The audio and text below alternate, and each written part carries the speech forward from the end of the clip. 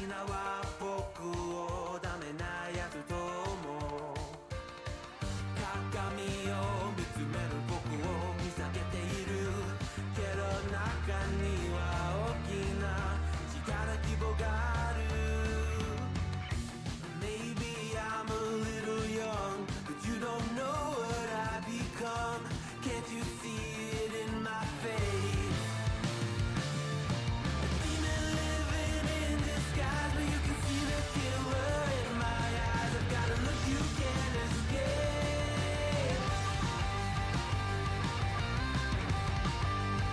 You can't escape.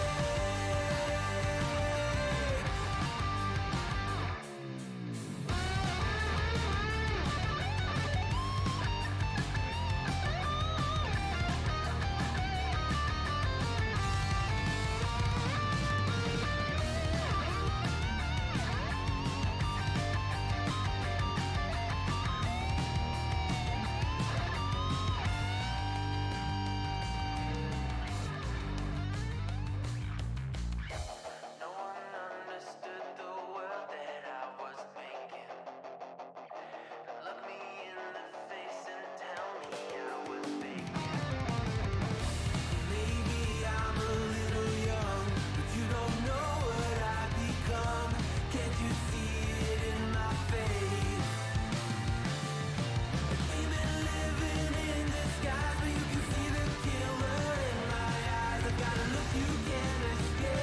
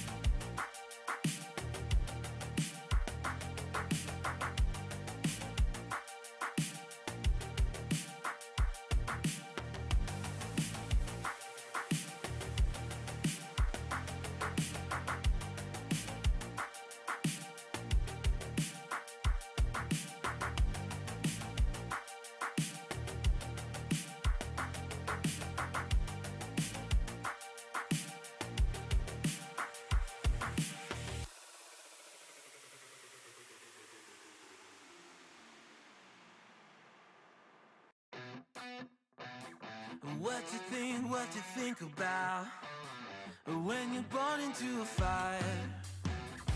Let 'em burn it out.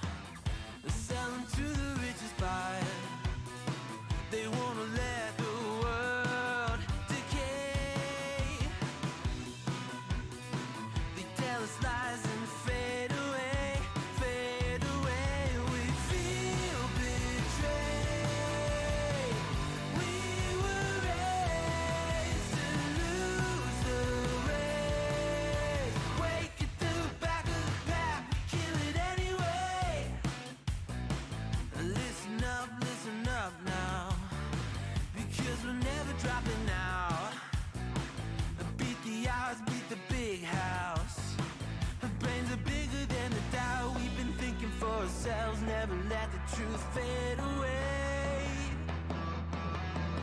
This is bigger than ourselves, we won't let the world burn away. Burn away, we feel betrayed.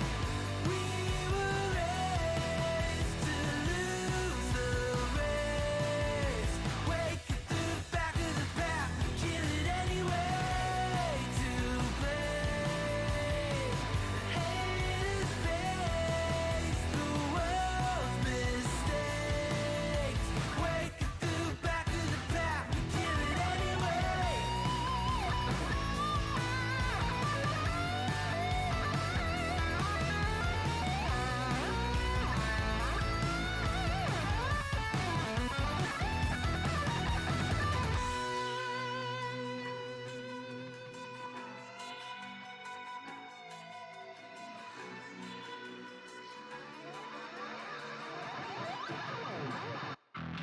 And we feel betrayed.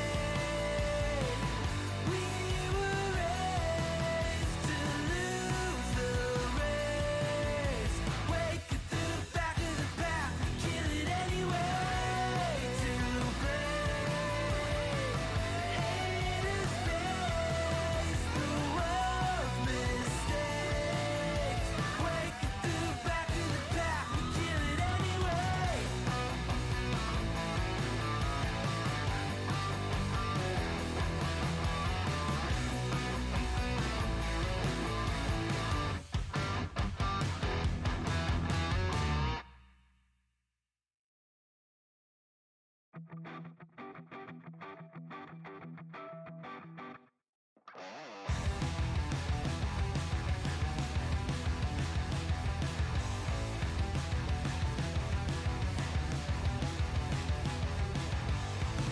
You think you've got my number figured out?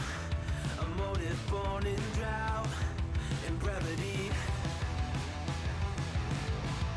And if I'm not the soul of your design, I blatantly decline your remedy. Don't box me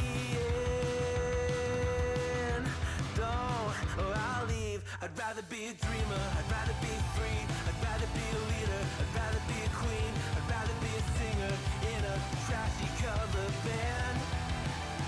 I'd rather be a closer, I'd rather be clean, I'd rather be a poser in a magazine, I'd rather be pretty much anything else than your machine.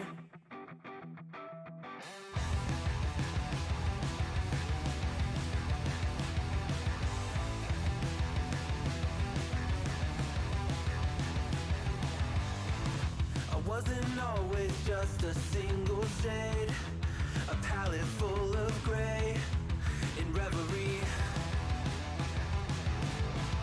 And I can burn it brighter than the sun. I have a golden gun inside of me.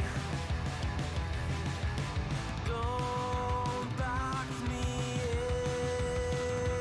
in, don't, or I'll leave. I'd rather be a dreamer, I'd rather be free, I'd rather be a leader, I'd rather be a queen, I'd rather be a singer in a trashy cover band.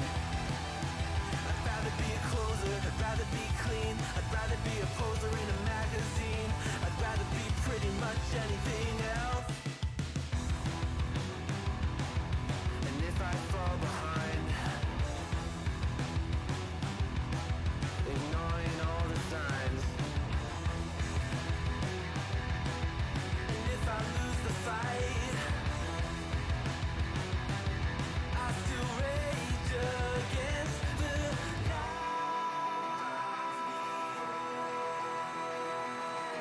Don't box I'd rather be a dreamer, I'd rather be free, I'd rather be a leader, I'd rather be a queen, I'd rather be a singer in a trashy cover band. I'd rather be a closer, I'd rather be clean, I'd rather be a poser in a magazine, I'd rather be pretty much anything else than your machine.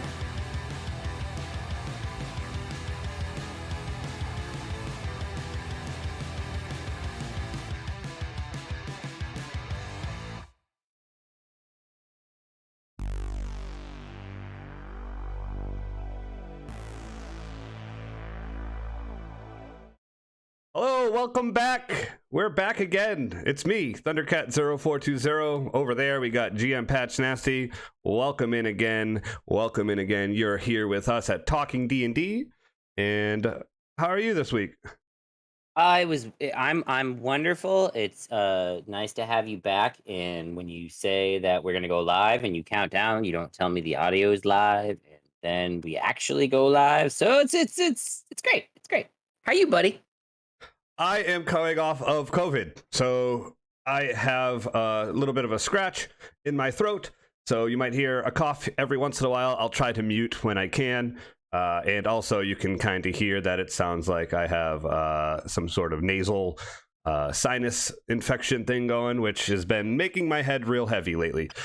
But other than that, I'm good. Everything else is feeling good. I mowed the lawn today, so we can say that I actually did something productive, not just laid on the couch. So we're here to talk D&D. Yay! What did we do last week? We talked for a great deal of time, and I apologize now that you had a little bit more work to do in that extra step. But we talked about new player things, tips, resources, a little bit of vocab. The difference between terminology and flavor was probably one of my favorite conversations that DD and I had on that, because I like flavoring my punches. Yeah, I was on vacation, and the voluptuous, dysfunctional dad stepped in and took over for a week.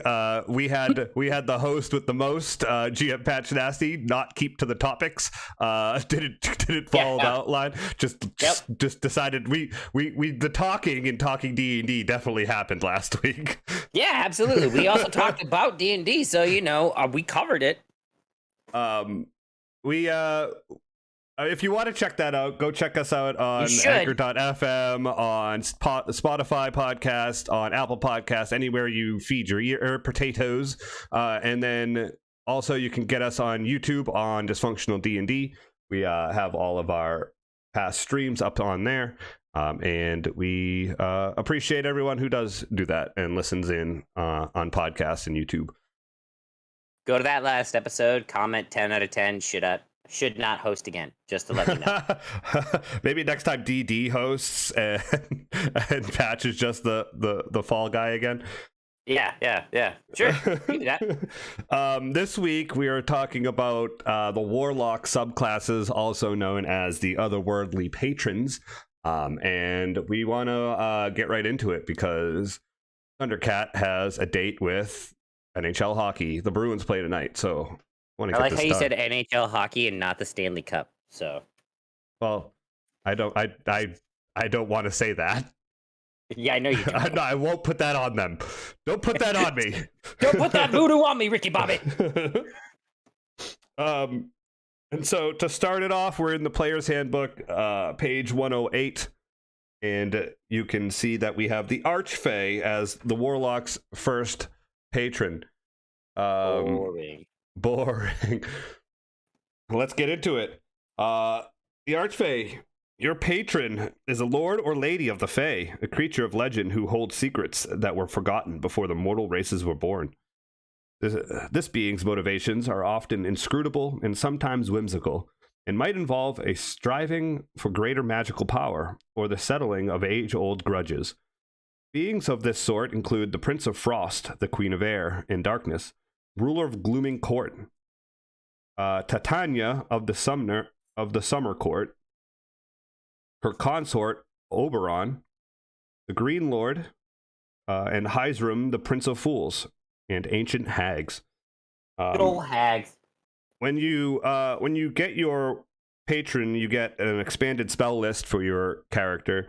At first level, you get Fairy, Fire, and Sleep. Second level, at second spell level, you get Calm Emotions, Phantasmal Force. Third is Blink and Plant Growth. Fourth is Dominate Beast, Greater Invisibility. And fifth is Dominate Person and Seeming. These don't count towards the Warlock spells that you can learn. You get them automatically. Which is super handy because as a Warlock, you don't have a lot of spell slots. So, correct. Yep. Okay, so starting at first level, you get Fey Presence. Your patron bestows upon you the ability to project the beguiling and fearsome presence of the Fey. As an action, you can cause each creature within 10-foot cube originating from you to make a wisdom saving throw against your Warlock spell save DC. The creatures that fail their saving throw are all charmed or frightened by you, your choice, until the end of your next turn. Once you use this feature, you can't use it again until you finish a short or long rest. That's pretty cool.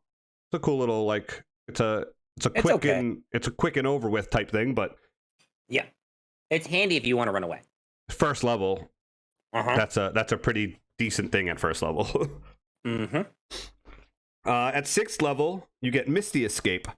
You can vanish in a puff of mist in response to harm. When you take damage, you can use your reaction to turn invisible and teleport up to 60 feet to an unoccupied space you can see. You remain invisible until the start of your next turn, or until you attack or cast a spell. Once you use this feature, you can't use it again until you finish a short or long rest. Pretty decent. At 6th level, I wish you could do it more than once. I wish it was like a charisma modifier type thing.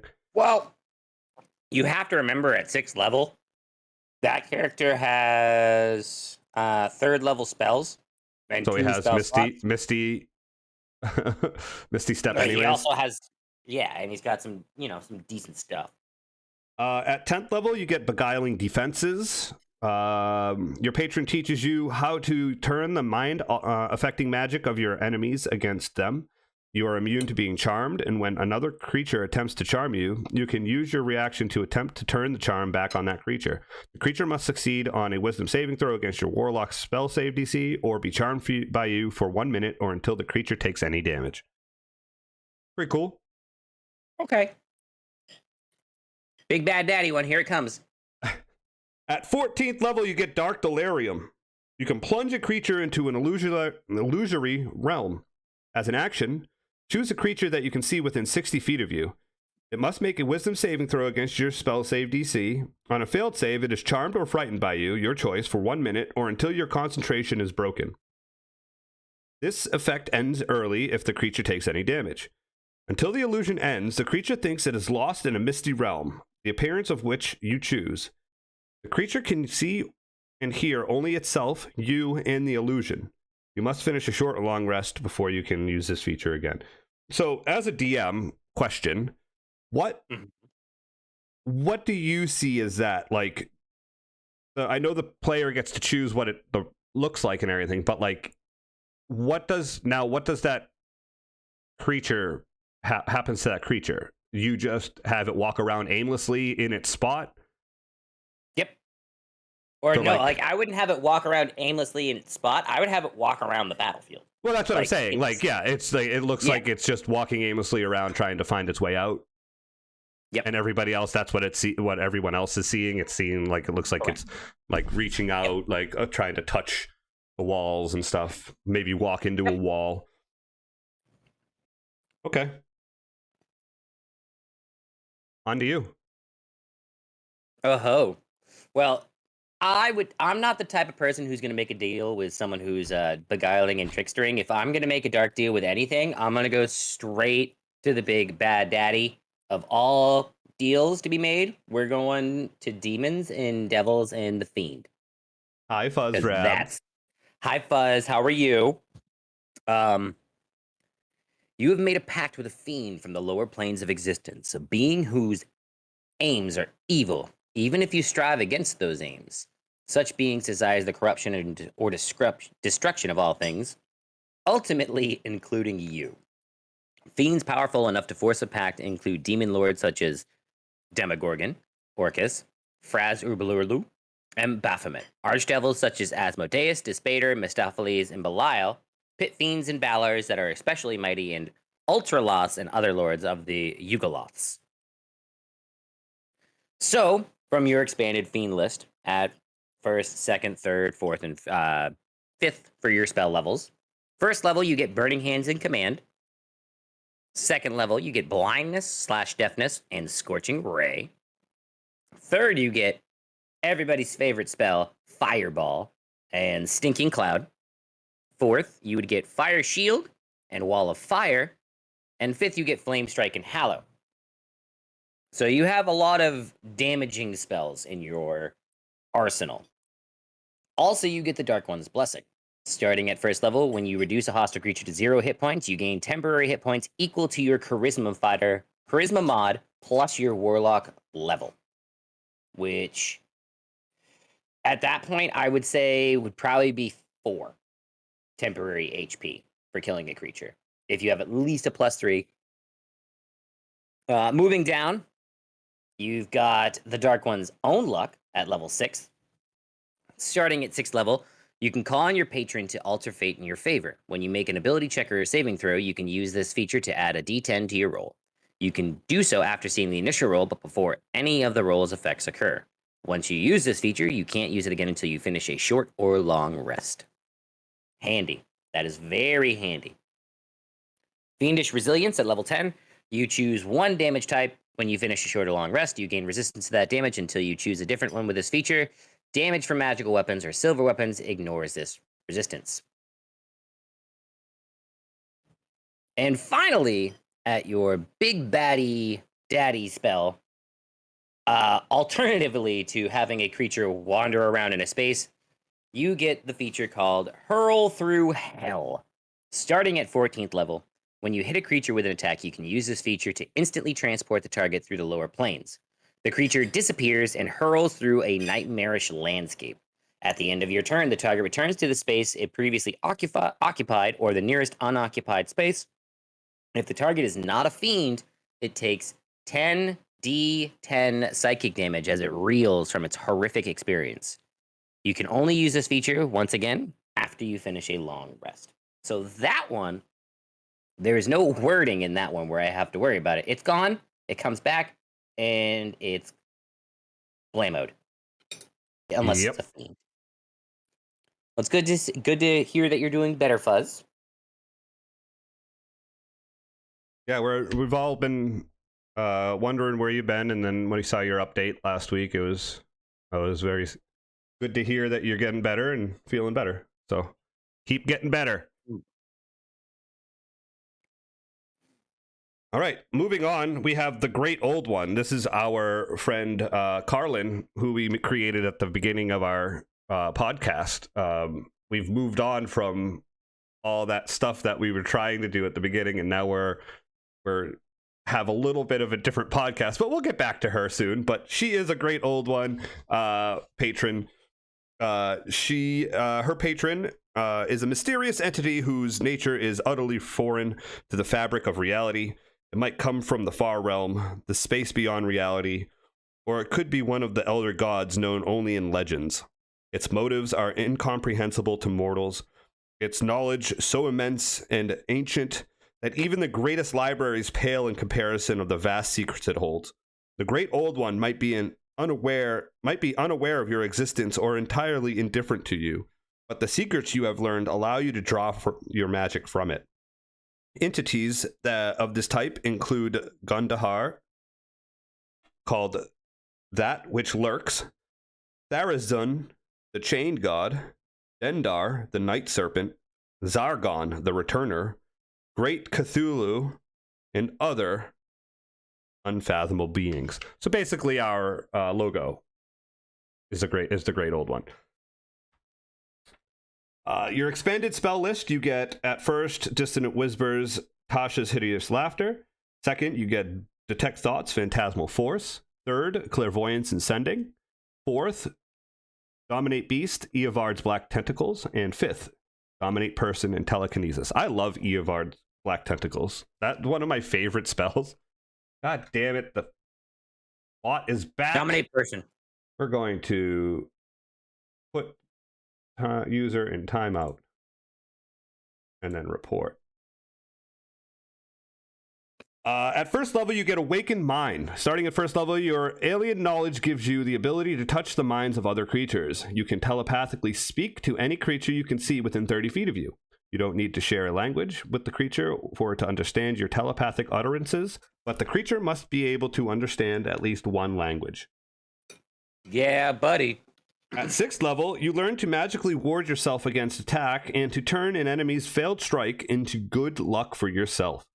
When a creature makes an attack roll against you, you can use your reaction to impose disadvantage on that roll. If the attack misses you, your next attack roll against the creature has advantage if you make it before the end of your next turn.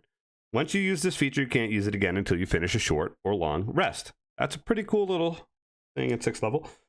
Thought Shield. At starting at 10th level, your thoughts can't be read by telepathy or other means unless you allow it. You also have resistance to psychic damage. And whenever a creature deals psychic damage to you, that creature takes the same amount of damage that you do. That's pretty cool. Yep. And then at 14th level, the big boy, you get to create Thrall. At 14th level, you gain the ability to infect a humanoid's mind with the alien magic of your patron. You can use your action to touch an incapacitated humanoid. That creature is then charmed by you until a remove curse spell is cast on it. The charmed condition is removed from it, or if you use this feature again. You can communicate telepathically with the charmed creature as long as the two of you are on the same plane of existence. You just be like, all right, I need you to go do this for me. Yep, go get my laundry. They're gone. And then Yep. you go, did you find that stuff? Great. Now go do this. Mm-hmm. That's a super, like, handy thing to have as a player at late level. So now we move into another book, The Sword Coast Adventurer's Guide. This is just the only one you get from that one. I'm not really sure on how this one plays, so let's read it live and figure it out. It's the Undying Warlock. Death holds no sway over your patron, who has unlocked the secrets of everlasting life, although such a prize like power comes at a price. Once mortal, the Undying has seen lifetimes pass like seasons, like the flicker of endless days and nights. If the secrets of the age is to share, secrets of life and death. Being of these sorts include Vecna, Lord of the Hand and Eye, the Dreadlulls, the Lich Queen Vol, the Undying Court of Arenial, and Valakith, the Lich Queen of the Githyanki, and the Deathless Wizard, Fisdantilus. My dude. Go make a sandwich, my thrall. Absolutely, yes. So, spell list, here we go. Descending from 1st to 5th. False Life and Ray of Sickness at first level. Blindness, Deafness, and Silence at 2nd. Feign Death and Speak with Dead at 3rd. Aura of Life and Death Ward at 4th. And then at 5th level, you get Contagion and Legend Lord.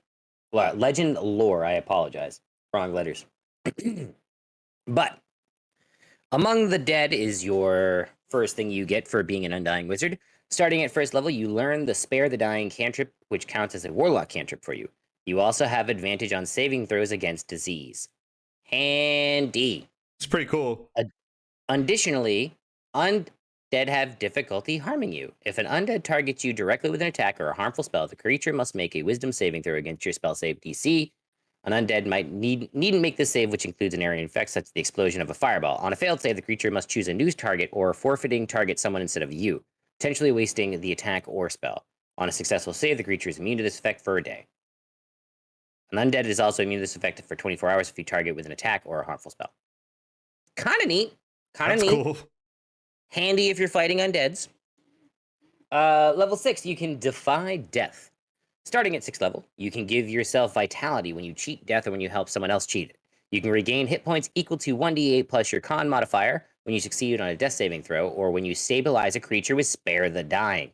Once you use this feature, you can't use it again until you finish a long rest. That's super fucking handy. I like this one already. All right. Undefying Nature. Nope, Beginning at 10th level. Undying Nature. I'm sorry. Undying Nature, you basically become a Warforged. Beginning at 10th level, you can hold your breath indefinitely. You don't require food, water, or sleep, although you still require rest to reduce exhaustion and still benefit from finishing short and long rests. In addition, you age at a slower rate. For every 10 years that pass, your body ages only 1 year, and you are immune to being magically aged. Okay. So if you're an elf of the Undying, you're gonna live forever. You're gonna outlive elven druids. Yep. So finally, you have indestructible life.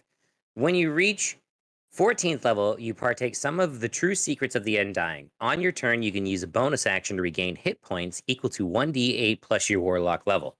Additionally, if you put a severed body part of yours back in place when you use this feature, the part reattaches. You can only use this feature when you finish a short or long rest. Okay. You don't need You don't need any of those spells that we talked about a couple of weeks ago. Honestly, yeah. Oh, yeah. You don't need any of those spells. And then you can bonus action heal yourself for a D8 plus your Warlock level. So minimum of 15. Yeah. minimum of 15. Because you can only roll the lowest you can roll is a 1. You lose out on a lot. I can see the switches, and then you can look at your builds. But anyway, another book, Xanathar's Guide to Everything. We have the Celestial.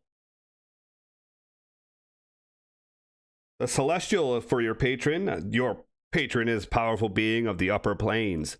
You have bound yourself to an ancient Empyrean, Solar, Kirin, Unicorn, or other entity that resides in the planes of everlasting bliss. Your pact with that being allows you to experience the barest touch of the holy light that illuminates the multiverse. Being connected to such power can cause changes in your behaviors and beliefs.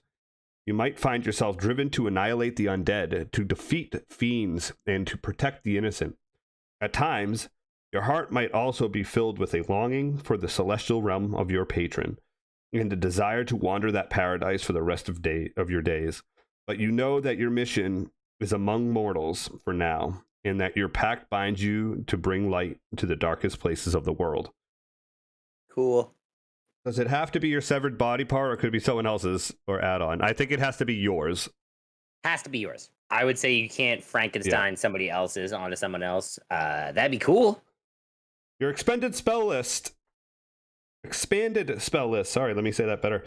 First, you get Cure Wounds and Guiding Bolt. Second, you get Flaming Sphere and Lesser Restoration. Third, you get Daylight and Revivify.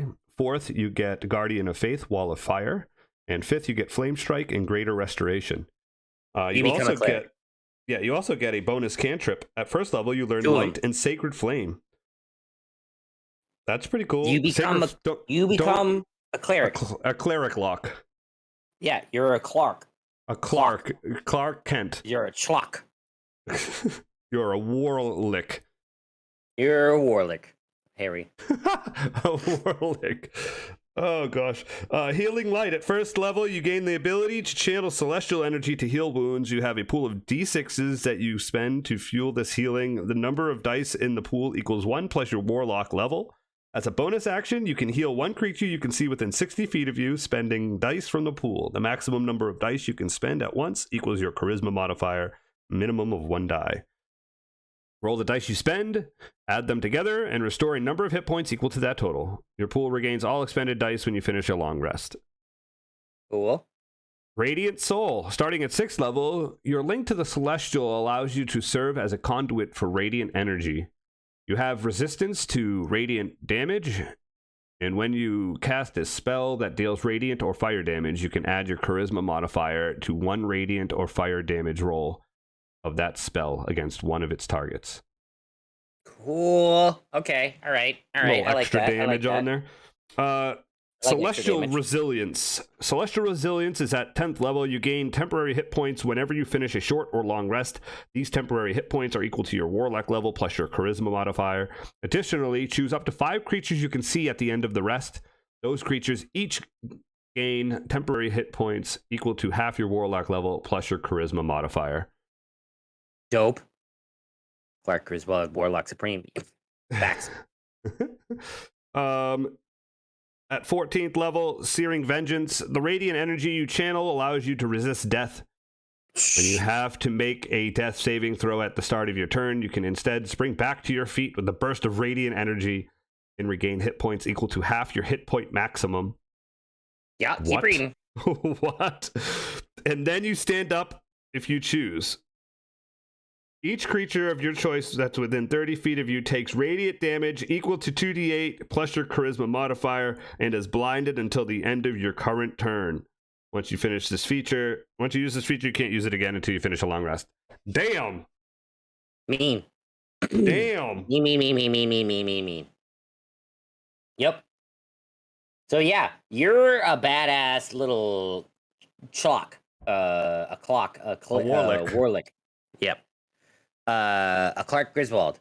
But if you don't want to be a Clark Griswold, you can let your weapon control you. And you can be a fjord. A fjord, yes. You can be a hexblade.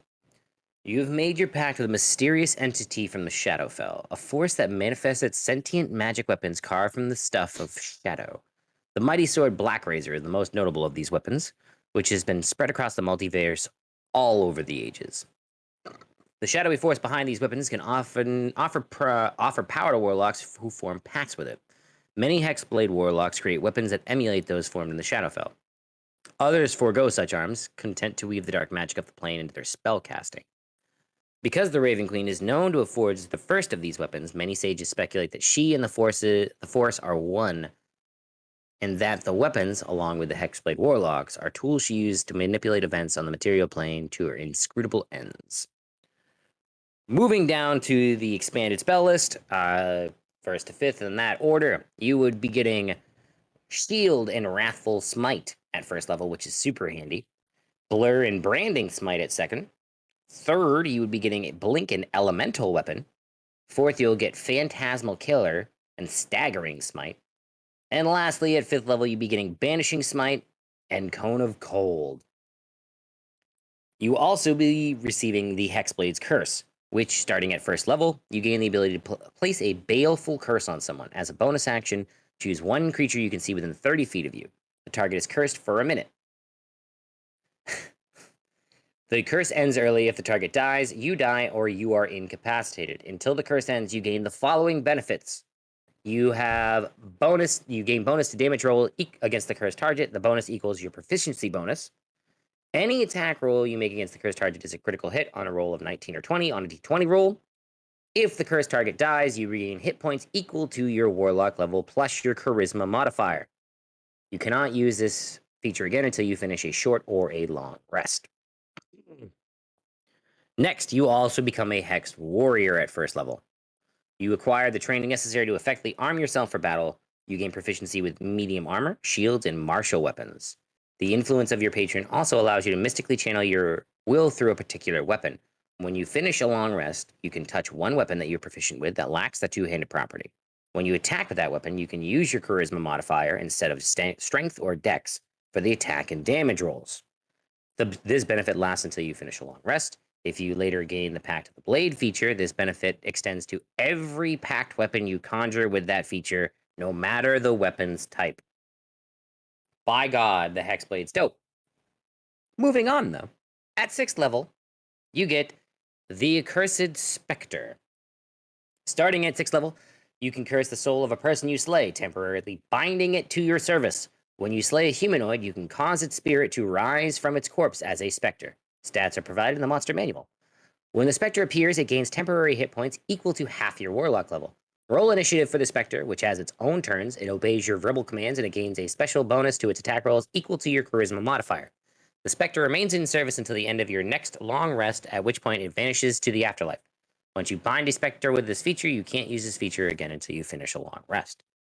Yeah, buddy. Give me minions. Yes, please. Next, at 10th level, we acquire the Armor of Hexes. At 10th level, your hex grows more powerful. If the target cursed by your Hexblade curse hits you with an attack roll, you can use your reaction to roll a d6. On a roll of 4 or higher, the attack instead misses you, regardless of its roll. Oh, this thing crit you. Oh, it hit. I'm going to use my reaction. I rolled a 5. No, it didn't. It missed. Sorry. Oh well. And then lastly, Big Bad Mamma Jamma, level 14, you become the Master of Hexes.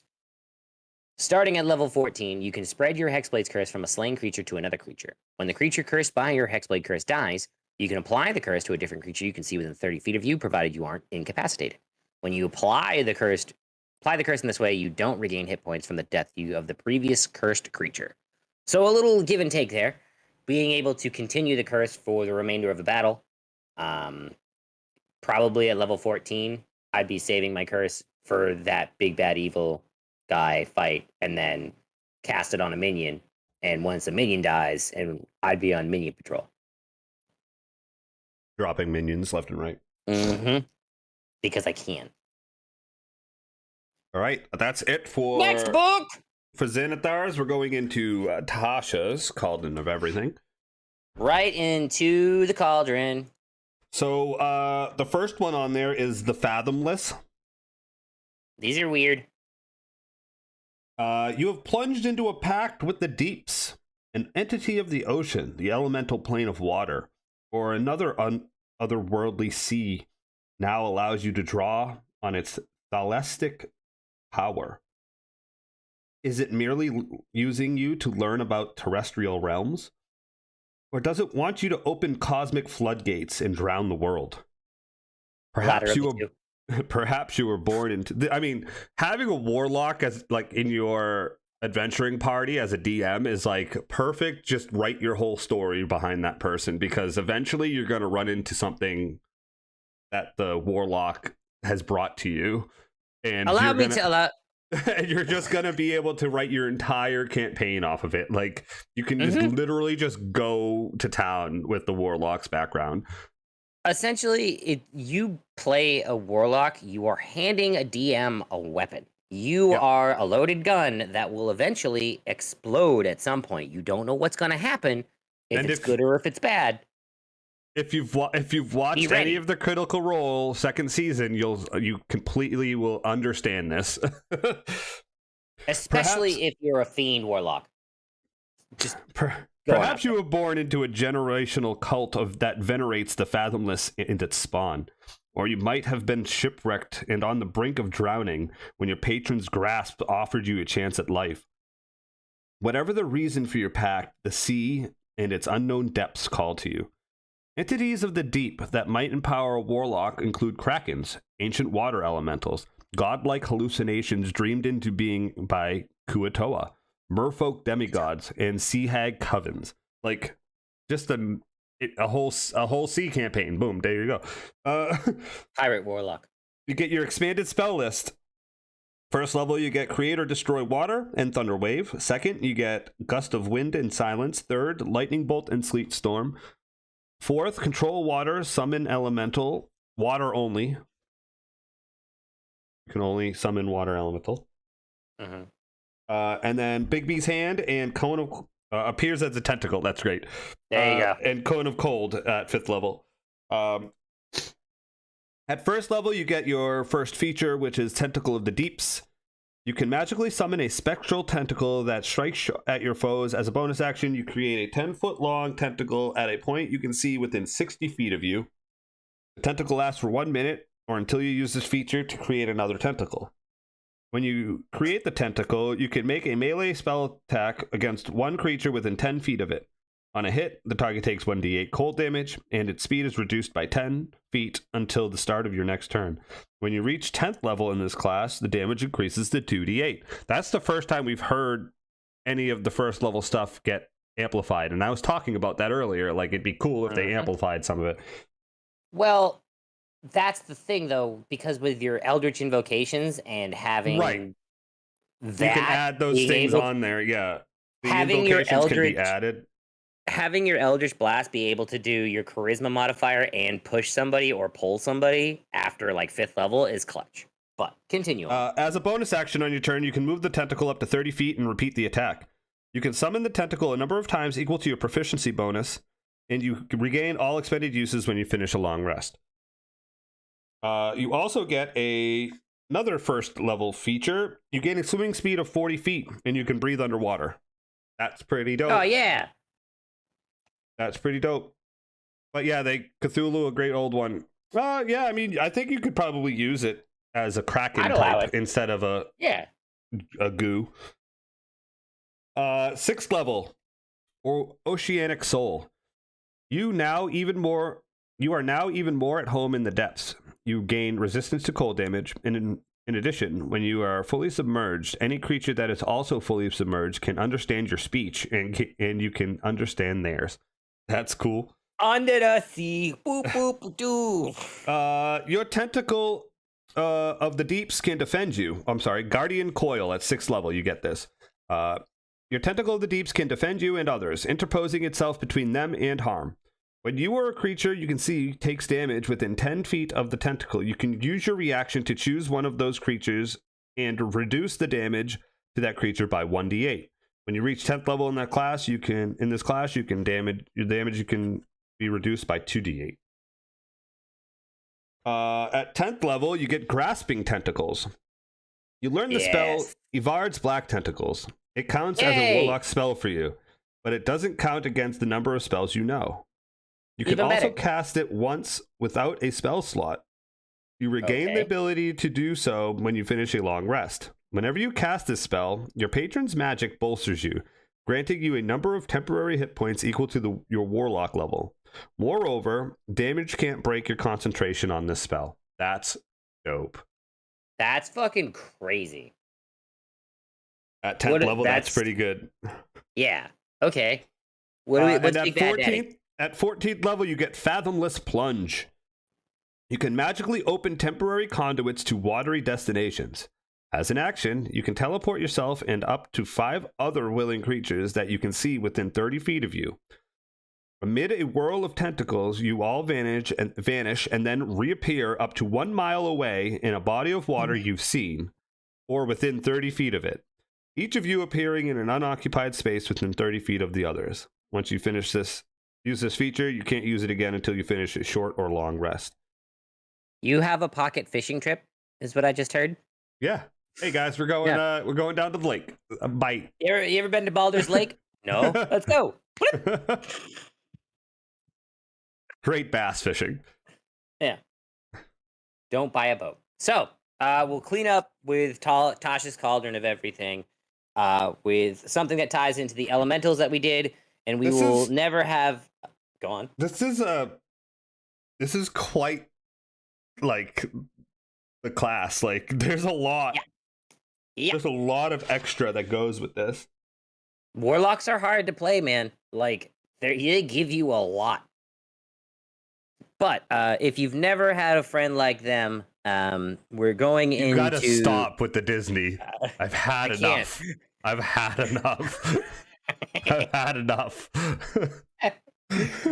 But just like Alibaba having them 40 thieves, you've got a genie. You have made a pact with one of the rarest kinds of genies, Robin Williams. I mean, a noble genie. Such entities rule vast fiefs on the elemental plane and have great influence over lesser genies and elemental creatures. Noble genies are varied in their motivations, but most are arrogant and wield power that rivals that of lesser deities. They delight in turning the table on mortals who often bind genies into servitude and readily enter into pacts that expand their reach. Yes and no, depending on your warlock build, Fuzz. You could build a warlock that's a glass cannon, but the invocations can change a lot of we could do a whole episode on the invocations, but that's another time. We will. However, you get to choose your patron's kind or determine it randomly using the genie kind table. You can pick one of the 4 types: the Dao, the Genie, the Ifriti, or the Marid, all representing. Another thing for FuzzRab, a lot of these classes, the spellcasting classes, can be built defensively too. So you don't actually you're not actually a glass cannon if you're a spellcaster as a wizard. You can make a beefy wizard still. Like they have new subclasses that can change. So functioning alcoholic genie. Yeah. But you get to pick through those 4 types of genie kinds, and then your expanded genie spell list is different depending on which type of genie you pick. So, your genie expanded spells, regardless of what type of genie you pick. At first level, you get Detector Evil and Good. Second, you get Phantasmal Force. Third, you get create food and water. Uh, third, you get create food and water. Fourth, you get Phantasma Killer. Fifth, you get creation, and at ninth level, you get wish. Weird. They added that Yep. one in for like all the other It's- warlock don't get a ninth level spell, but the genie one does because You do. genie. Why not? You gotta rub that Um, lamp to get that witch. But so how it works with your differing genies, you would get different spells at first through fifth level, regardless, getting you the wish at ninth. Tao being the earth genies, you get Sanctuary, Spike Growth, Meld into Stone, Stone Shape, and Wall of Stone. Genie are your air genies, so you get Thunder Wave, Gust of Wind, Wind Wall, Greater Invisibility, and Seeming. Ifriti are fire, Burning Hands, Scorching Ray, Fireball, Fire Shield, and Flame Strike. And the Marid being water, get Fog Cloud, Blur, Sleet Storm, Control Water, and Cone of Cold. So cool. And then at first level, you also get the genie feature called Genie's Vessel. Your patron gifts you a magical vessel that gives you measure of the genie's power. The vessel is a tiny object, and you can use it as a spellcasting focus for your warlock spells. You can decide what the object is or determine it with randomly rolling on the genie vessel table. D6, oil lamp, urn, ring with a compartment, stopper, bottle, hollowed statue, ornate lantern. Be flavorful. It's a tiny object. It's whatever It's you a want. lantern. You rub it, Yeah. and Robin Williams comes out. Yes. While you are touching the vessel, you can use it in the following ways. Bottled Respite. As an action, you can magically vanish and enter your vessel, which remains in that space where you left. The interior of the vessel is an extra dimensional space in the shape of a 20-foot radius cylinder, 20 feet high, and resembles your vessel. The interior is appointed with cushions and low tables and is comfortable temperature. While inside, you can hear the area around your vessel as if you were in its space. You can remain inside of the vessel up to a number of hours equal to twice your proficiency bonus. You exit the vessel earlier if you use a bonus action to leave, if you die, or if the vessel is destroyed. When you exit, you appear in the unoccupied space closest to it. Any objects left in the vessel remain there until carried out. And if the vessel is destroyed, every object stored there harmlessly appears in the unoccupied space closest to the vessel's former space. Once you enter the vessel, you can't enter it again until you finish a long rest. I So think you have a of- cool little. I think if I Dream a Genie, remember back, like Yep. she'd bring you in there every once in a while, and it was just like a big like plush velvet Yeah. looking room. It's kind of neat. You can also do Genie's Wrath. Once during each of your turns, when you hit with an attack roll, you can deal extra damage to the target to your proficiency bonus. The damage is determined by your patron. Bludgeoning, thunder, fire, or cold. Bludgeoning being the earth type. The vessel's AC equals your spell save. Its hit points equal your warlock level plus your proficiency bonus. It's immune to poison and psychic type damage. If it's destroyed or if you lose it, you can perform a 1-hour ceremony to receive a replacement from your patron. The ceremony can be performed during a short rest or long rest, and the previous vessel is destroyed if it still exists.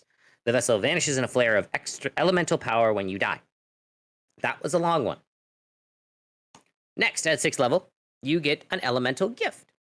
You begin to take on characteristics of your patron's kind. You now have resistant to a damage type determined by your patron's kind. Bludgeoning for the Tao, thunder, fire, or cold for the rest of them. Cold being for the water. In addition, as a bonus action, you can give yourself a flying speed of 30 feet that lasts for 10 minutes, during which you can hover. You can use this bonus action a number of times equal to your proficiency bonus, and you regain all expended uses of this when you finish a long rest. Kinda neat. You start turning into Robin Williams. Yes. So, yes. But you have to remember that at 6th level, that you can go into your genie bottle for 6 hours at that point because your proficiency bonus doubled. Because now you get Sanctuary Vessel at level 10. You can, when you enter your genie's vessel via the bottled respite feature, you can now choose up to 5 willing creatures that you can see within 30 feet of you, and the chosen creatures are drawn into the vessel with you. As a bonus action, you can eject any number of creatures from your vessel, and if everyone is ejected, if you leave or die, or if the vessel is destroyed. In addition, anyone, including you, who remains in the vessel for at least 10 minutes gains the benefit of finishing a short rest. And anyone can add your proficiency bonus to the number of hit points they regain if they spend any hit dice as part of that short rest feature. That's super cool. Being able to go into your lantern and, oh, yes, listen to me around for the next hour, yes, oh, Yes. And then get, extra HP. Finally, you get the limited wish feature at 14th level. You entreat your patron to grant you a small wish. As an action, you can speak your desire to your genie's vessel, requesting the effect of one spell that is 6th level or lower and has a casting time of 1 action. The spell can be from any class's spell list, and you don't need to meet the requirements in that spell, including costly components. The spell simply takes effect as part of the action. Once you use this feature, you can't use it again until you finish 1d4 long rests. That's kind of cool. I do rather enjoy that, because, I mean, that's bringing someone back to life. Mm-hmm. Because 5th level is those type of spells, if we went over that. Yep. And then we have one more book. I don't have the book in front of me, but Patch is going to read you about the undeath. The undead. Not undeath, undead. Undead. This is from Von Richten's Guide to Ravenloft. If you've never played Castle Ravenloft, Barovia, it sucks. It's a domain of dread. It's supposed to be a horror adventure with Dracula, and it's a great, great adventure. You should play it. But you've made a pact with a deathless being, a creature that defies the cycle of life and death, forsaking its mortal shell so it might eternally pursue its fathomable ambitions. For such beings, time and morality are fleeting things. Those concerns of those who are for grains of sands still rush through life's hourglass. Sorry, that was very Days of Our Lives, and I stumbled over that terribly. Having once been mortal themselves, these ancient undead know firsthand the paths of ambition and the routes past the doors of death. They eagerly share this profane knowledge along with other secrets with those who will work their will amongst the living. Beings of this type include the Demi-Lich Acerak, the vampire tyrant Kaz the Bloody-Handed, the Githyanki Lich Queen Valakith, the Dracolich Dragotha, the undead pharaoh Ankh the Teapot. That's not how you pronounce it, but I like it. And the elusive Dark Lord Aslan Rex. Well, that's the new dinosaur that they found. So, being a warlock, you get the expanded spell list. 1st through 5th, we start from the top. Bane and False Life at 1st, Blindness, Deafness, Phantasmal Force at 2nd, Phantom Steed and Speak with Dead at 3rd, Death Ward and Greater Invisibility at 4th, Anti-Life Shell and Cloud Kill at 5th. Yeah, buddy. Then you also get your Form of Dread. You manifest an aspect of your patron's dreadful power. As a bonus action, you transform for 1 minute. You gain the following benefits while you're transformed. You gain temporary HP equal to 1d10 plus your Warlock level. Once during each of your turns when you hit a creature with an attack roll, you can force it to make a wisdom save, and if the saving throw fails, it's frightened of you until the end of your next turn. You can no longer be frightened. You can transform a number of times equal to your proficiency bonus, and you regain all expended uses when you finish a long rest. The appearance of your Form of Dread reflects some aspect of your patron. For example, your form could be a shroud of shadows forming the crown and robes of your Lich patron, or your body may glow glyphs from ancient funerary rites and be surrounded by desert winds, suggesting your mummy patron. Kind of cool. I like that. That's where you start to get the flavor of being a warlock. Grave Touched. Oh boy. Your patron's powers have a profound effect on your body and magic. You don't need to eat, drink, or breathe. In addition, once during each of your turns, when you hit a creature with an attack roll and roll damage against the creature, you can replace the damage type with necrotic damage. While you're using your Form of Dread, you can roll 1 additional damage die when determining the necrotic damage the target takes. The Necrotic Husk at 10th level. Your connection to undead necrotic energy now saturates your body. You have resistance to necrotic damage. If you are transformed using your Form of Dread, you become immune to necrotic damage. In addition, when you would be reduced to 0 HP, you can use your reaction to drop to 1 HP instead and cause your body to erupt with deathly energy. Each creature of your choice that is within 30 feet of you takes necrotic damage equal to 2d10 plus your Warlock level. You then gain 1 level of exhaustion. Once you use this reaction, you cannot do so until you finish 1d4 long rests.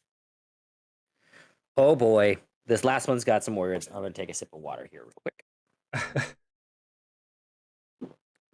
At level 14, you gain Spirit Projection. Your spirit can become untethered from your physical form.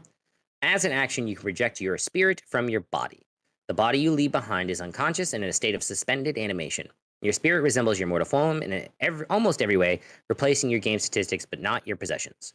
Any damage to other effects or other effects that apply to your spirit or physical body affects the other.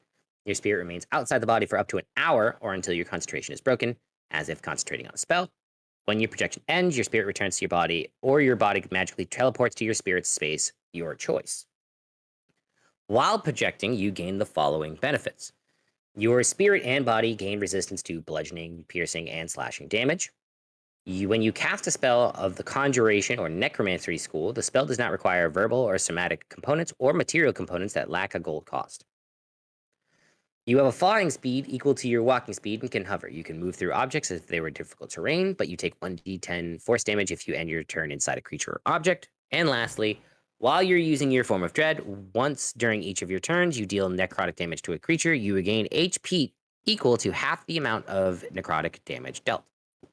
Once you use it, you cannot use it again until you finish a long rest. Pretty cool. Not as cool as the genie. I think the Undying one was still fucking awesome.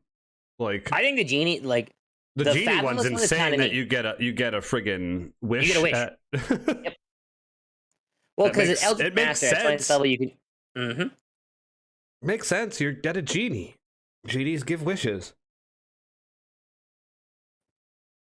Well, that's the thing, because you don't ever get 9th level spells. Your spell slots cap out at 5th.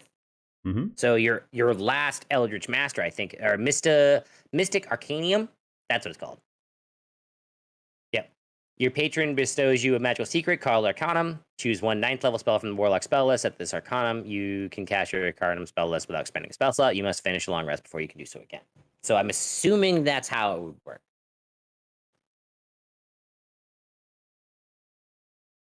Wow. We Warlocks are powered pretty through- cool. We Super powered through in-depth. those. Well, it's subclass episode. Those ones go quick. Do we have any past experiences playing? I've never played a Warlock. I've played a couple. I played Shushar. Not Shushar. I played what was the Barovia. I was a Warlock sorcerer. And then, I remember him. on my merch, Tomo, the Pandurcerin, is a Warlock. He's a great old one. And I got to level 11 with him. So having the thought shield and being able to talk in people's brain spaces and not having people raid my mind was super clutch. But it's really thematic. Yeah, I was One gonna of say those it's more at that point. It's more role play esque than it is. Because in a fight, like when it boils down to combat with Warlocks, your cantrips are your fucking thing. Like my Eldritch Blast, the minute I took away the thing that gave me my charisma modifier on the end of it, I was like, fuck, why did I do that? I can now look like anybody else, but that's what makes a Warlock is the Eldritch Blast. Having, the push or pull effect, having the spear effect, having, the twin doubling spell. the range on it. Yeah. Ravenlofts is a bunch of fun.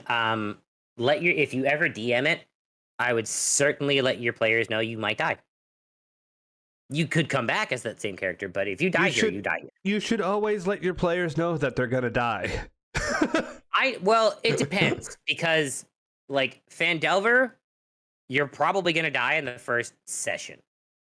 First 2 sessions, you have a chance of dying very easily. Tomb of Annihilation, you have a chance of dying throughout the entire adventure at any given moment. I will always put it in your heads that there's a chance that you could die at any moment in any session. I've started to not pull punches because I want my players to know that there's some sort of urgency in the game. I had the beginning of the when I first started DMing, you guys were... I almost killed Vandal the very first session of Tiamat, the first one, the very first session, we had the fight with the Dragonborn out in front of the keep, and he came out and one-shotted him, and would have destroyed Talionix within a second. So what I did was I didn't give him as much damage as he would have gotten. So instead he went unconscious, and then instead of the Dragonborn finishing him off, the Dragonborn left was like, yeah, you guys are a bunch of pansies. You're not gonna make it. My time. Yeah, you're not worth my time. I'm out of here. So and then I learned from there that I was too nice for like 3 months. And you guys were taking advantage of me in fights because I was making the fights super easy. And I was like, these guys don't have any urgency anymore. Guess what? Big fight. You're going to get knocked unconscious. You're going to get knocked unconscious. So what did I do with our first fight in the Fight of the Forest? I wanted DD to know what it's like to fight in an urgent type fight. And that's what I did. But yeah, I've played a lot of. I like Warlocks because no build is the same. Because you can pick your tome, and then you have like a little wizard. You can pick your blade, and then you have a little fighter. You can pick the chain, and then you can kind of have like almost a little ranger. And then there's the Pact of the Talisman, which I haven't even read, and it's something from Tasha, and that's something completely different. There's also like star chains and stuff, and then you have your Eldritch Invocations for East. Like, Warlocks are probably one of the hardest classes to min-max, to be honest with you, because you can be prepared for everything, but if you don't have the right things for the right time, screwed. All right. Well, I have an idea for a D&D minute. I know we've been doing. Oh yeah. I know we've been doing cast, prepare, and erase. But the smash success. Yes. Cast, prepare, erase. Well, we're gonna keep that. That's gonna be one of those things that we're gonna continue to do, but not this week. This week, I want to know, Hatch. Give me your top 3 classes. What are the 3 classes that you would play first, second, and then third? And on any given campaign? Any given campaign, what would be the top 3 classes you would choose? And I'm setting the bar for the rest of the party, so I don't have to be the healer off the bat. Yes, you're not filling any holes. I'm not filling the holes. Okay. D&D minute starts now. Let's start with 3. 3, I would be a warlock because then I could be a Swiss Army knife for any role. 2, I would be a bard because then I'm useful in combat and certainly useful in any social situation. And Thundercat knows me very, very well because muscle wizards like to cast fist. I would always be the monk because your combat needs to challenge the shit out of me. Because if you don't have a 90-foot wall, I'm running right the fuck up it. All right. That's my top 3. Cool. I like it. Oh, fun. All right. Well, let's talk about what we got going on this week with here at Dysfunctional D&D. There we go. Fuzzrap says Paladin would be number 1, Ranger would be number 2, and Cleric would be number 3. The fucking bot's broken again. DD, fix it. I can't. You're not here. Damn it, DD. Let me do this right now. Talk about what we're doing on Friday. We are coming back to Garaxia. I don't remember what we did 2 weeks ago because Thundercat was on vacation. I'm waiting for DD to queue up the Thundercat eating a turkey leg, but it's not going to happen because Thundercat's hosting tonight. But that starts at 9:30 p.m. Eastern Standard Time. That's where you can catch myself, Ironhide, and next to me, Malcolm Thingy Fingers, captain of the Pickle Puncher, leader of the... the Dream Puncher. Captain of the Dream Puncher. Also leader of the Pickle Punchers. Yep.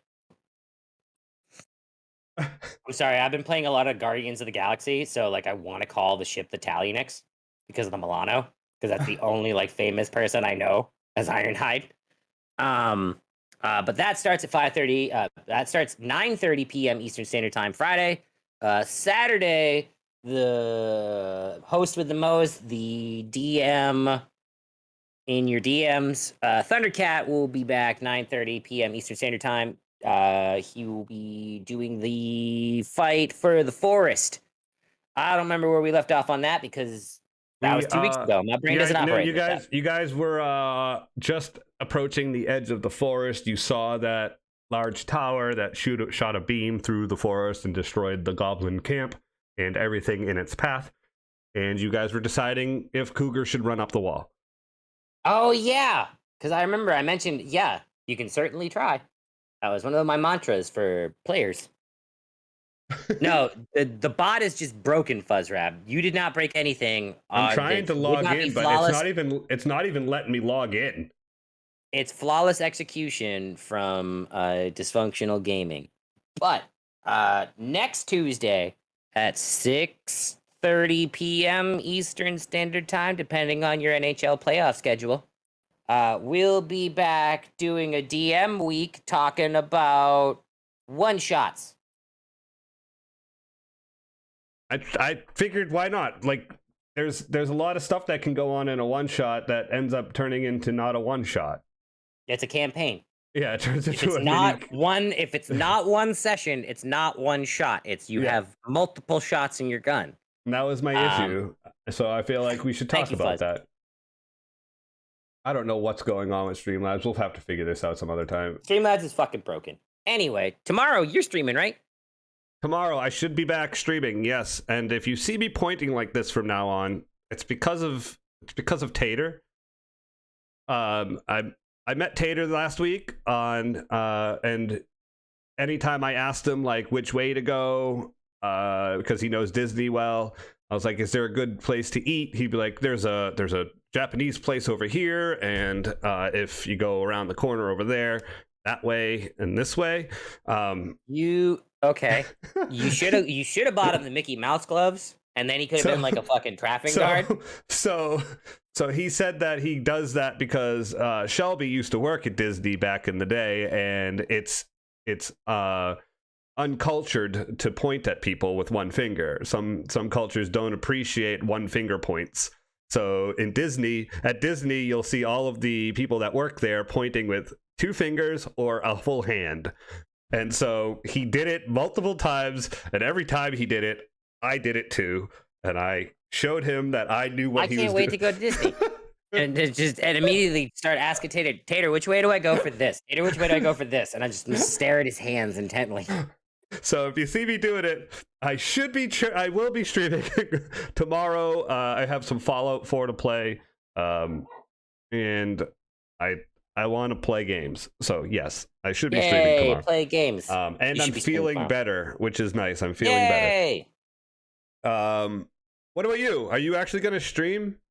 Thursday. It's Thursday Night Baseball. We're doing the stretch for Extra Life. So I'm at 36 strikeouts from last Thursday's stream.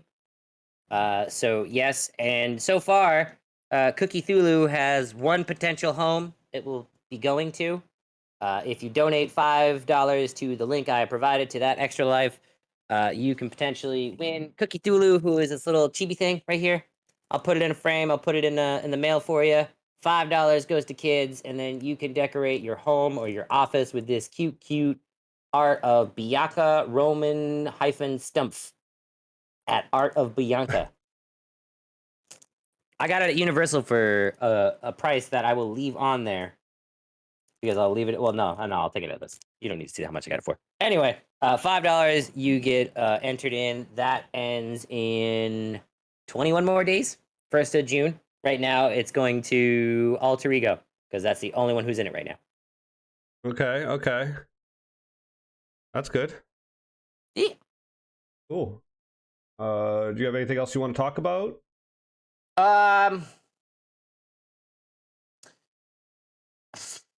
Just something I want to bring up from fucking Friday's podcast not podcast from me and Dee.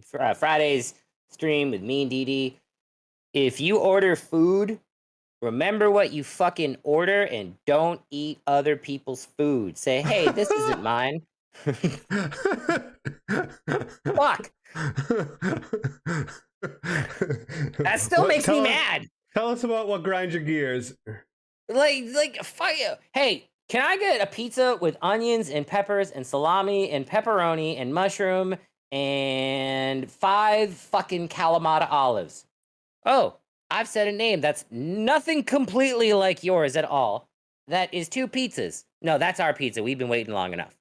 Those 2 pizzas had 1 hamburger with a light saucing, and the other one was green peppers and onion. So it was 2 pizzas. 2 motherfucking pizzas with 1 pizza that had like toppings. And it was missing a bunch of shit. We're happy for you, Wombat. I'm glad you got to spend your last hour of work with us. Yes, thank you for learning about warlocks and listening to me rant about people who don't know how to eat what they fucking ordered. What are you doing? Did you fix it yet? I'm trying. Try it right now. Links. Okay. Who hurt Patch? No one ate my food. They fucking ate somebody else's food. It worked. They ordered some, like, it was crazy busy on a Friday night. They sat in to eat, and they ate somebody else's food. And then they complained about it. We did it. Fuzzrab, we've done it. I fixed it. I don't know why a money sign comes up, though, for when we press links.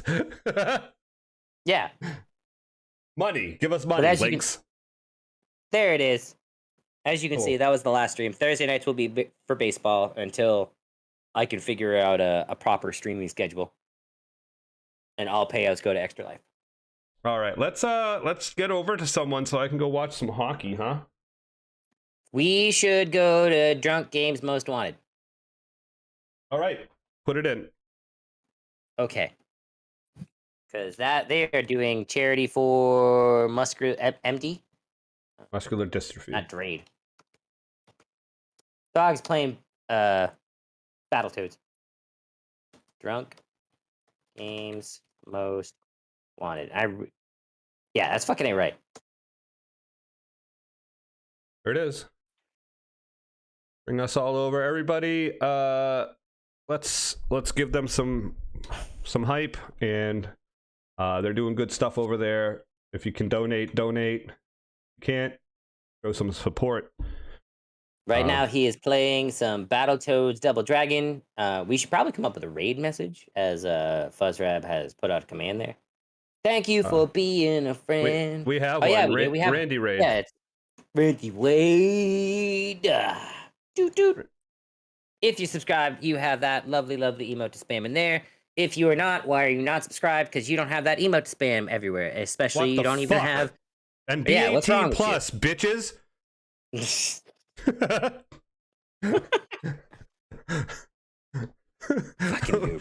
We love you guys so much. Have a great rest of your week. We'll see you on Friday night for the War for Garaxia, hosted by our good friend Vandal Zero. And yeah, we hope you all enjoy our content. And if you do, make sure you like, subscribe, follow, and hit that bell. Amen, Fuzzrab.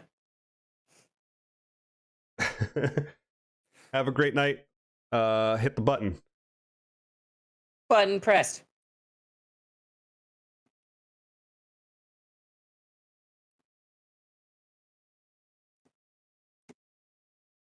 Randy Wade.